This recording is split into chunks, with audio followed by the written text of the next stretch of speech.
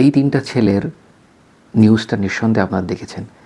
3 জন বন্ধু চা খেতে গেছে এবং ফেরার পথে আর বাড়িতে ফেরেনি, কবরস্থানে চলে যেতে হয়েছে।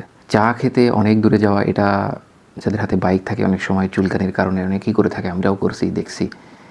এবং এমনভাবে বাইক চালিয়ে আসা হয় যে মৃত্যু হাতে নিয়ে। বাবা মাকে বলবো এই বিষয়ে খেয়াল রাখা, যারা এই ধরনের সন্তানাদি বাবা মা আছেন, বিশেষ করে যে সকল যারা 4V গাড়ি চালান, অর্থাৎ টিভিএস অ্যাপাচি 4V।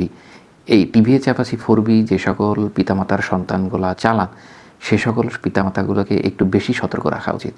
আমার নিজের চোখের সামনে গত কয়েকদিন আগে সন্ধ্যার পরে বা 8টার দিকে রাত এরকম মুখোমুখি দুটো গাড়ির সংঘর্ষে আমি দেখলাম যে একটা টিভিএস গাড়িতে 3 জন ছিল এবং 3 জন সিটকে রাস্তার ওপারে চলে গেল এবং একটা ছেলে অনেক ঝোপঝাড়ের ভিতরে যে ও মাগো বলে চিল্লাইতেছিল এবং যে বাইকটা চালাইতেছিল সে উল্টিয়ে কাত হয়ে গাড়ির উপরেই পড়া ছিল। তাকে সে মানুষ ধরাধরি করে উঠে হাসপাতালে নিয়ে গেছে।